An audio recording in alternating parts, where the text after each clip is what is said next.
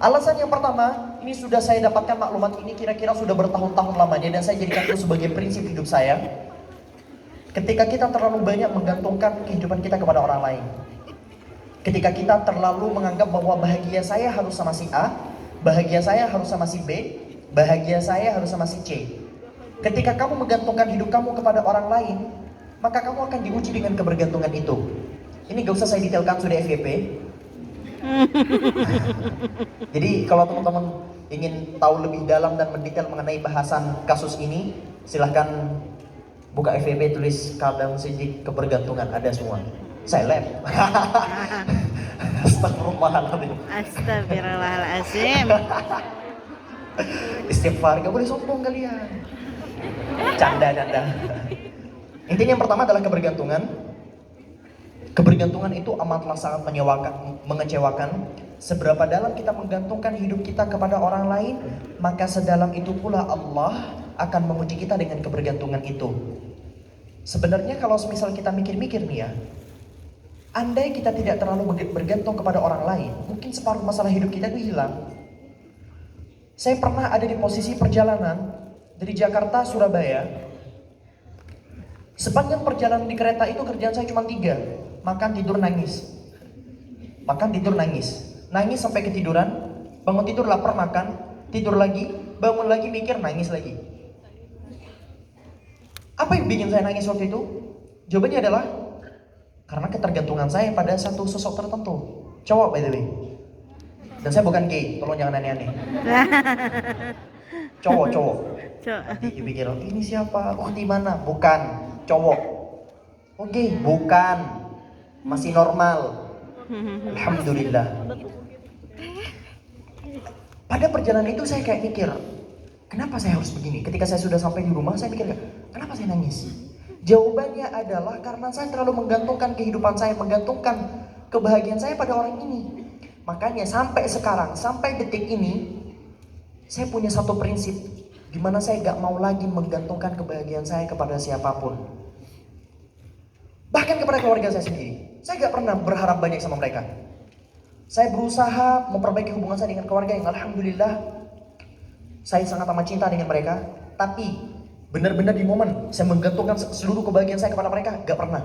Sama teman-teman saya gak pernah. Bahkan ketika saya bertemu dengan orang baru, hal yang pertama kali terlintas di benak saya adalah perpisahan. Aneh ya? Tapi jujur, saya ketemu sama orang baru, hal yang pertama kali terlintas di benak saya adalah perpisahan. Kenapa yang terlintas harus perpisahan? Biar saya siap-siap. Siapa tahu orang baru ini nanti akrab sama saya, benar-benar bestian banget sama saya. Saya sudah jatuh cinta sedalam-dalamnya dengan orang ini. Tahu-taunya dia pergi, entah kepergiannya karena sibuk, atau karena berantem, atau karena mati kayak wafat. Saya bakalan sakit hati. Makanya hal yang pertama kali saya siapkan setiap kali saya bertemu dengan orang lain adalah perpisahan. Masya Allah. Apa kecewa pasti ada. Tapi kita kayak ya sudahlah kalau emang ini jalannya. Itu yang pertama. Yang kedua, alasan kita terlalu banyak kecewa. Ini hasil bengong saya bulan ini by the way. Iya sama. Saya sering bengong dan ngomong gitu kayak ngangingong depan kaca. Ini misal saya lagi stres atau saya lagi pusing entah karena pelajaran, karena hubungan keluarga atau apa. Di kamar saya itu kacanya gede banget loh. Yang nonton vlog saya harusnya tahu. Itu kalian kira cuma sekedar kaca? Enggak, itu teman curhat saya. Jadi saya kadang ngayal ketika saya lagi ngomong terus ada orang masuk, apa pandangan mereka ke saya? Ya. Apa? Enggak, beneran. Saya bener-bener ngeliat mata saya gitu depan kaca. Cek. Oh enggak, karena di Bandung. A.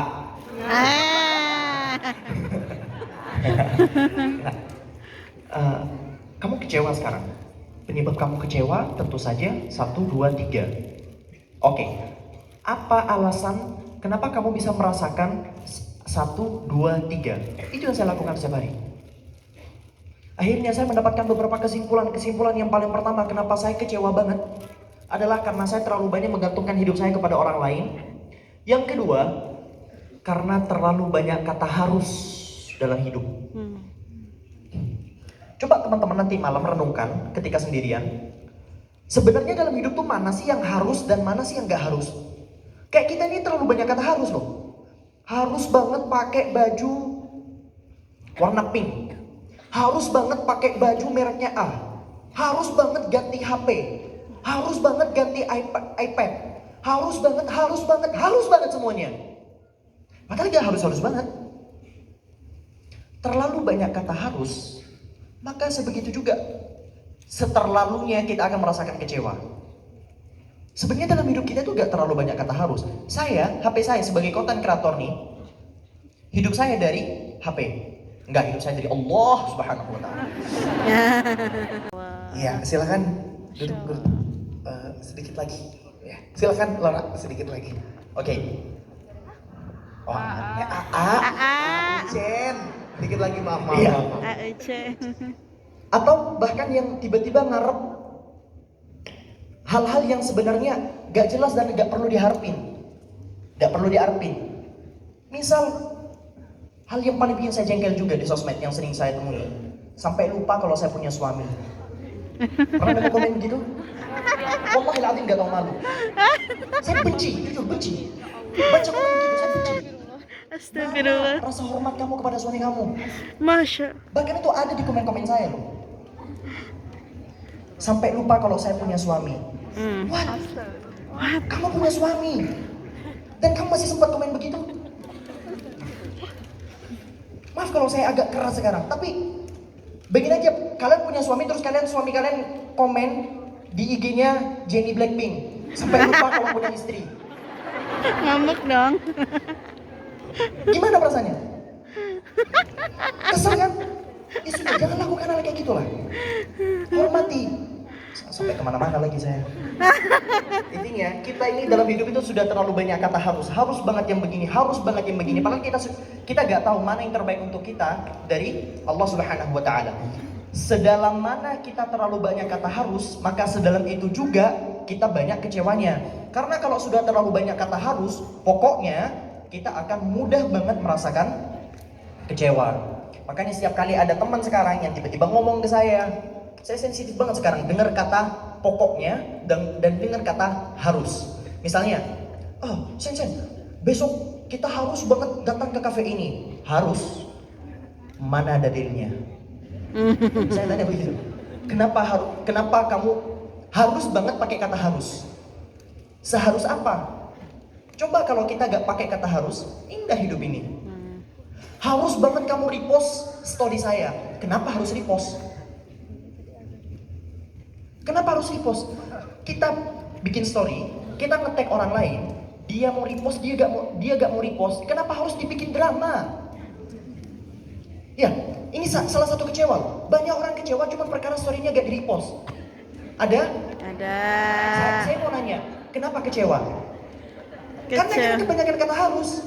Iya. Story saya harus di-repost sama dia. Why? Makanya saya bilang, ini hasil bengong saya, dan bengong saya mari kita perdebatkan nih. Bener gak bengong saya ini? Benar. Terlalu banyak kata harus banget begini, cukup, udahlah.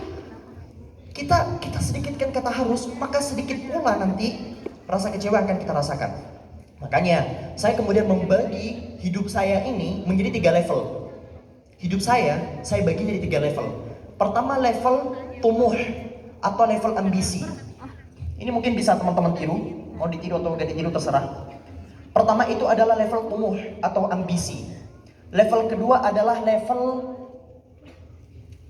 riba atau kepuasan atau cukup.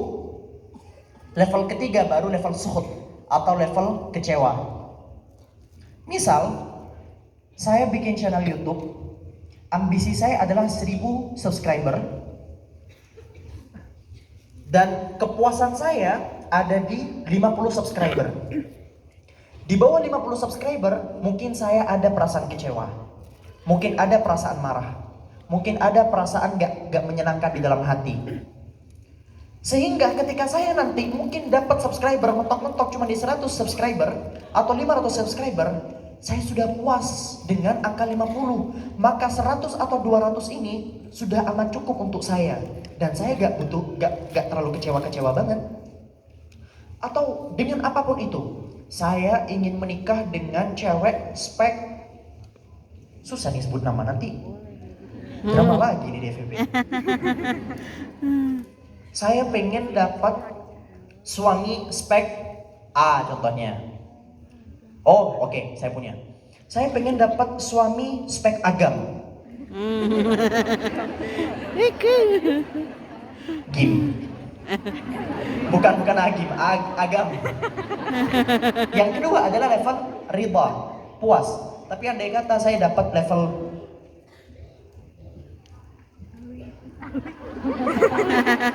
jangan, level AA. iyalah itulah.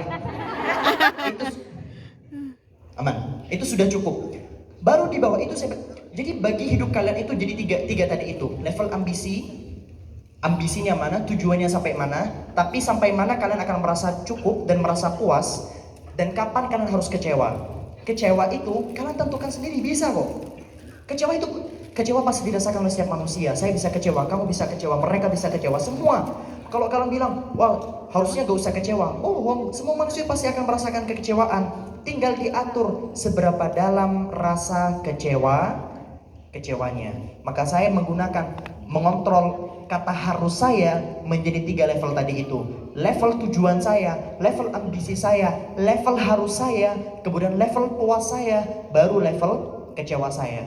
Sehingga saya bisa mengontrol kapan saya harus kecewa dan kapan saya harusnya gak usah kecewa. Jazakumullahu khairan. Kita ngobrol nanti di sesi Q&A.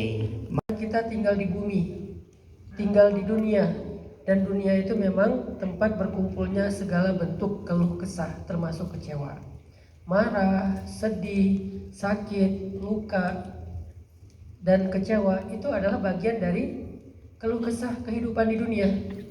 Sejak kita dilahirkan, keluh kesah itu udah mulai terjadi dengan ibu kita mengandung dalam keadaan wahnan ala wahnin, kepayahan demi kepayahan. Itulah fitrah kehidupan di dunia. Maka nggak mungkin menghindari kekecewaan. Kita hanya perlu belajar bagaimana berdamai dengan kekecewaan. Yang kedua alasannya kenapa saya pakai kata berdamai, karena memang kita hidup di antara manusia. Dan dalam literasi Islam, manusia itu adalah mahallul khata' wan nisyan, tempatnya salah dan lupa. Karena dia tempatnya salah dan lupa, mungkin sekali dia mengecewakan kita. Sangat besar potensinya dia akan mengecewakan kita. Gak peduli dia orang solih, dia orang tulus, dia orang yang mencintai kita dengan cinta yang besar, tetap dia punya potensi untuk mengecewakan kita. Seorang ibu bisa saja mengecewakan anaknya walaupun sangat mencintai anaknya. Jadi kalau ibu aja bisa mungkin mengecewakan, apalagi yang selain ibu. Pasangan makin kuat hubungannya, makin besar rasa cintanya, makin rentan dengan kekecewaannya. Dan itu adalah kehidupan dunia, dan itu adalah kenyataan manusia. Dengan realitas dan kenyataan itu, kita nggak bisa menghindari kekecewaan. Ada orang yang setiap hari kecewa, ada yang sehari kecewa 5 kali udah kayak sholat, ada yang sehari 3 kali, ada yang ya kekecewaan itu terjadi ya begitu aja, bisa disetting, artinya kita kayak marah yang bisa kita tahan, tapi ya udah kita marah aja, kecewa. Bisa yang emang di luar kontrol kita. Ada kekecewaan yang bisa begitu mudah untuk diobati, ada kekecewaan yang butuh waktu lama untuk bisa sembuh. Nah pertanyaannya sekarang, kalau kekecewaan adalah salah satu di antara penyakit hati, dan kita nggak salah untuk memiliki penyakit itu, sebagaimana orang nggak disalahkan kalau dia flu, kalau dia batuk, kalau dia demam, kan itu terjadi kadang-kadang di luar kontrol kita ya, tiba-tiba sakit aja gitu kan. Padahal pola hidup kita udah bagus, makanan kita udah bagus, yang namanya cuaca berubah-ubah, akhirnya kita sakit. Begitu juga dengan urusan hati. Kita sakit hati, kita marah, kita sedih, kita takut, kita anxiety, kita cemas, atau kita kecewa, ya itulah hidup. Jadi saya memahami bahwa orang yang kecewa itu nggak salah. Yang salah adalah orang yang membiarkan kekecewaannya merusak amal-amalnya. Yang membiarkan kekecewaannya merusak hidupnya. Itu yang salah. Emang kita bisa dia tuh baik sama aku, kecewa. Terus jawabannya gimana Ustaz? Kenapa kamu habis-habisan banting tulang, peras keringat, nyari nafkah buat keluarga yang halal? Kenapa? Aku pengen menjadi seorang laki-laki yang Allah ridho karena bertanggung jawab dan wafa kepada keluarganya. Udah, ada dikit lagi. Apa? Aku berharap istriku mencintai aku. Bagaimana kalau istri sesekali ngambek? Nggak akan keluar tuh semua jasa-jasanya. Aku siang malam kerja, masa balas WA aja enggak, gitu ya? Kan sakit. Kita chat di contreng abu tapi nggak biru-biru misalnya. Udah biru tapi nggak dibalas, atau dibalas typing tapi nggak jadi kirim. Itu gitu.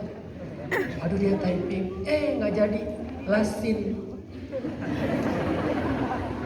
Artinya teman-teman, kalau kita semata-mata mengharapkan jaza atau bahkan sekedar syukur, mengharapkan balasan atau minimal ucapan terima kasih, kita bakal kecewa banget. Dan ini coba kita kecilkan porsinya. Kalau nggak bisa dihilangkan sama sekali, kecilkan porsinya. Terus porsi yang gedenya apa? Liwajhillah. Aku cuma mengharapkan Allah. Aku cuma butuh diperhatikan sama Allah. Itu tuh harusnya makna dari hasbi Allah. Cukup bagiku Allah. Ya Allah, perhatianmu cukup bagi aku. Balasanmu cukup bagi aku. Ini juga sekaligus berbagi pengalaman pribadi. Saya sering banget, karena saya tuh suka menempuh sebuah perjalanan spiritual yang dalam bahasa tasawuf disebut dengan suluk kan. Menempuh jalan, pengen tahu aja gitu. Gimana cara Allah menunjukkan keagungannya kepada saya. Jadi ketika ada masalah, ketika ada hal-hal yang terjadi dalam hidup, saya selalu kayak nunggu Allah nih pasti mau ngasih sesuatu kejutan, Allah pasti mau ngasih yang lebih baik, Allah pasti pengen ganti nikmat yang lama dengan nikmat yang baru. Terus kayak gitu tuh, ternyata emang terbukti. Gak usah khawatir. Dengan pengalaman yang kayak gitu yang sangat banyak, akhirnya insya Allah dan masih belajar, gak mudah kecewa teman-teman. Gak mudah kecewa tapi segera sembuh, segera recovery. Bukan nggak kecewa sama sekali, kecewa tapi nggak sampai nyesel, putus asa, berhenti berbuat baik, enggak. Jadi kesimpulannya teman-teman yang dirahmati Allah, manusia tempatnya salah dan lupa sehingga mungkin sekali mengecewakan kita. Dunia tempatnya berkeluh kesah, maka wajar kalau ada kekecewaan.